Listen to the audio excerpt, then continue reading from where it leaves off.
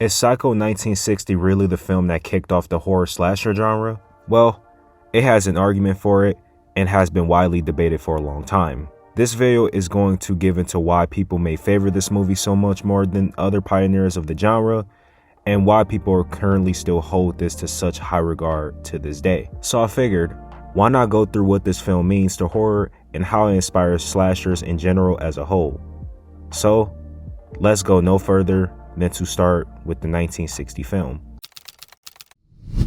Psycho was produced and directed by Alfred Hitchcock, who was one of the most influential figures in cinema, and the screenplay was written by Joseph Stefano and was based on a 1959 novel of the same name by Robert Bloch, which leads us to the cast members of Anthony Perkins, Jeanette Leigh, Vera Miles, John Gavin, and Martin Blasem. Plot consists of a woman named Marilyn Crane stealing $40,000 to not only end up in an isolated Bates motel run by a shy but unsettling Norman Bates. After she's brutally murdered in the shower, her disappearance sparks an investigation that uncovers a horrifying secret, and Norman has been living as his dead mother and committing murders while trapped in a split personality. Psycho is now considered one of the best Hitchcock films of all time, and is arguably his most famous and influential work.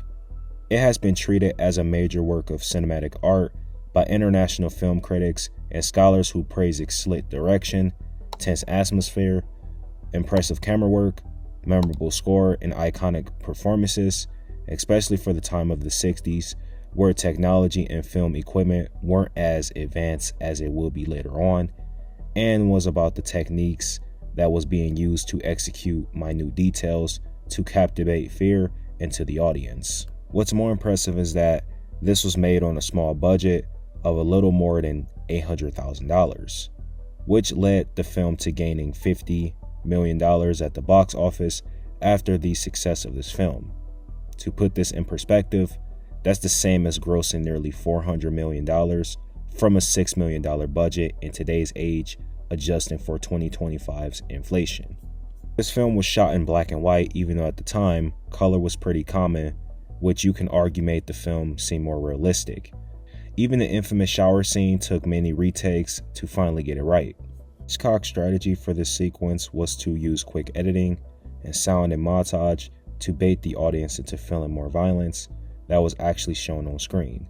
Other psychological tricks that were being used were the simple but yet effective camera shots like close-ups, tight frames, and even POV shots of Norman Bates as a way of pulling the audience in on the disturbed mindset of his character. Lastly, Hitchcock went to directions that were against the Hollywood standard at the time, like killing off the main character halfway through the film, while also shifting the focus towards Norman Bates, who wasn't even the main character at the start of the movie.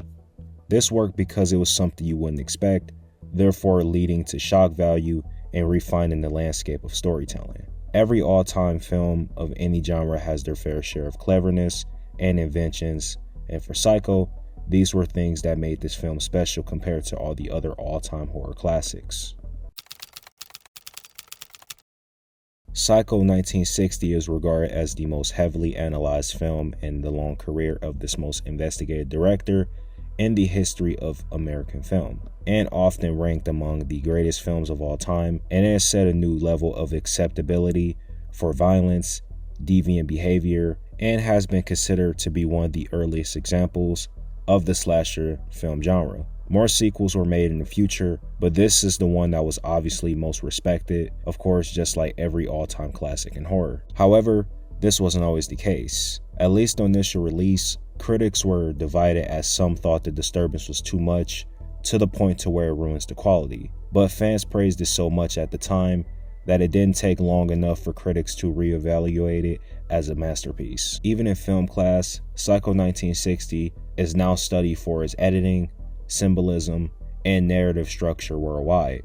In totality, Psycho has been nominated for 4 Oscars, including Best Director and Best Supporting Actress with Jeanette Leigh, and #1 in thrillers.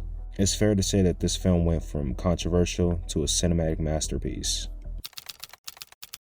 As I said before, Psycho has become one of the most recognizable films in cinema history, and is arguably Hitchcock's best-known film. The shower scene alone has become a pop culture touching stone and is often regarded as one of the most iconic moments in cinematic history, as well as the most suspenseful scene ever filmed. Obviously, I mentioned before how the elements of this film was made is being taught in film classes even to this day, so let's talk more about the horror movies that felt the presence of Psycho. Psycho has been referenced in other numerous amount of times. Examples include the 1974 musical comedy horror film Phantom of the Paradise, and also the classic horror film Halloween, which featured Jamie Lee Curtis, who is Jeanette Leigh's daughter, and which featured a character named Sam Lewis. It also has been referenced in High Anxiety, Fade to Black, Dress to Kill, and Scream.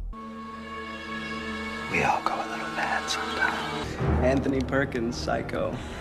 When it comes to slashers, before Psycho, horror villains were usually monsters and supernatural beings. And after Psycho, slashers became more human, with Norman Bates being this regular guy who decides to snap whenever he wants to, which becomes disturbingly real. This became an inspiration towards characters like Michael Myers, Jason Voorhees, Leatherface, and pretty much every killer after that in the slasher subgenre. Even adding the structure of an isolated area, Final Girl, and shocking early kills is what also became a blueprint formula for horror slashers.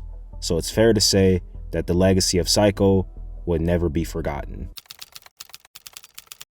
I believe that Psycho 1960 is definitely the most influential horror film of all time, and it defined the slasher formula with a human killer in an isolated setting with psychological depth along with it. This formula is what brought us films like Halloween, A Nightmare on Elm Street, Friday the 13th, Black Christmas, and then those slashers gave us Chucky and Scream and many more to keep an endless cycle of such an iconic subgenre for horror. That is also why I said before that it's definitely a legacy that'll live on forever and won't be forgotten.